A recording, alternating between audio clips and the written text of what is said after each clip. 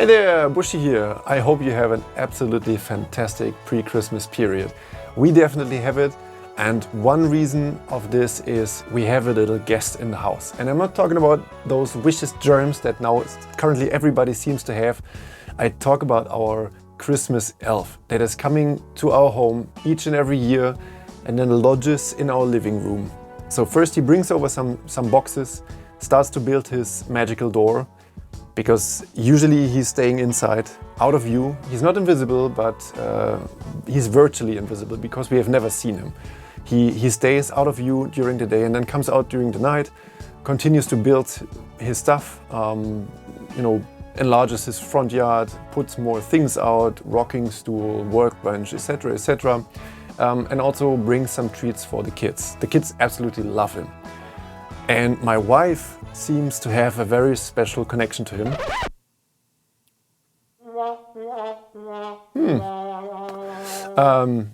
Because she usually is the one that knows best what this little guy is up to and what he needs, he or she actually, I don't know, is up to and needs. And then sometimes she comes to me to relay some of the requests that apparently he or she, house Christmas elf, gave her. Yeah, and so it happened that she came the other day to me telling me that the little house or Christmas elf needs a porch. So there was already a very luxurious front yard, but there was apparently the need for a porch. I'm not a house guy, so I don't know. And the dimensions that she relayed to me were, quite by coincidence, I reckon, exactly just fitting onto the Porche mini print bed, which is 18 by 18 centimeters. Yeah, so I was happily accepting that offer of work duty that was given to me, relayed to me. And now this is here in my hand. And I have to say, this is now PETG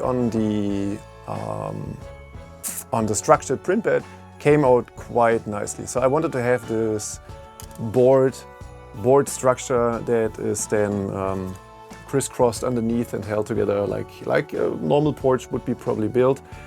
And something that was very important to me was that I didn't want to have it open like this, because I will come to this in a second why, but then usually things are stuffed underneath and you don't want to see them. So there was a need, in my opinion, highest need, to have a side decoration like this. So small boards, kind of the same way, going to the sides and then shielding from view. And it's actually funny because the most important thing to her, to my wife, I guess, again relayed by the elf or from the elf, was not so much a side decoration, but actually a fence going all around. So it's kind of, customer needs and what the company builds, sometimes two vastly different things. We kind of got to terms by saying that this is going to be the first version of the Porch, and then in 1 or 2 days there will be a small fence also appearing that I already am designing on the side. Yeah, and why I'm not telling you this is that I used a new design technique to create this, because as you can see, there's a need to attach those side decorations.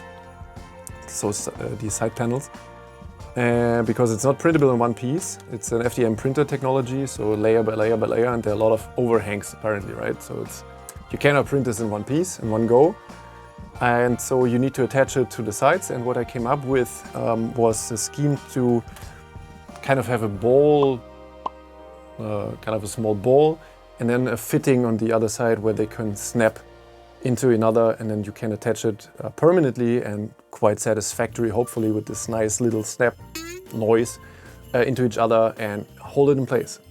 So far so good, but to be honest, I'm always afraid to have two different, it's falling off all the time. That's not a good sign. I'm afraid to have those side panels here and design all at the same time, and then design the mounts and the fittings in place. So I completely not able to put it together here on camera. Damn it. I will leave it for now there. What I did is I designed the fittings completely separated from each other, only the fittings themselves, and I joined them together with the already existing panels, kind of fusing them together as the last step. And in my opinion, that was really a nice way of designing that, to be fully focused on the mounts and the fittings, and then don't have all those alignment issues that you usually would have designing that where you have two pieces and you need to fuse them together. And by that also kind of dividing and conquering. So designing the panels, side and the top decking, and then the mounts. And then once everything was perfectly aligned for the mounts themselves, I replicated, duplicated them, moved them in the positions I wanted them, and then I fused everything in there and I was done. So in my opinion, that was a really nice quirk that I never tried before, and it actually worked out great. I definitely recommend it. I will use it again.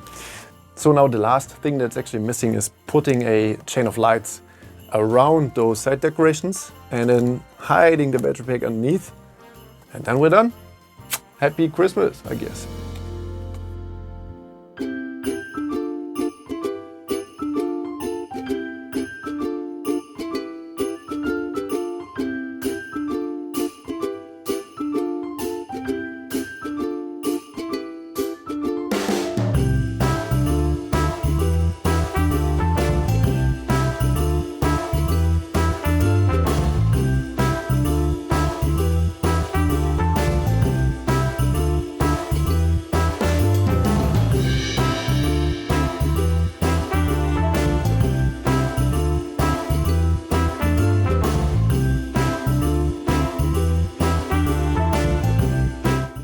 Yeah, and that was the project. A nice little extension to the already existing infrastructure that our Christmas elf has at his disposal.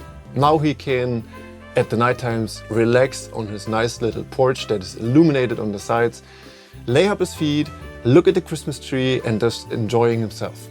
And how about you? Do you also have a Christmas elf at home, or after this video maybe contemplating inviting one for next year?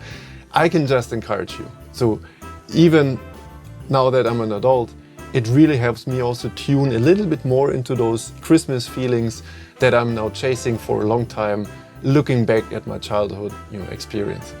But a little word of caution there, it might happen that your kids actually demand quite outspokenly, very long in advance, sometimes even in October or then in early November, when the heck the Christmas elf finally arrives. Yeah, and with that, I'll leave you to an absolutely fantastic seasonal holiday with your family and friends and your elves. Have a good one. Bye.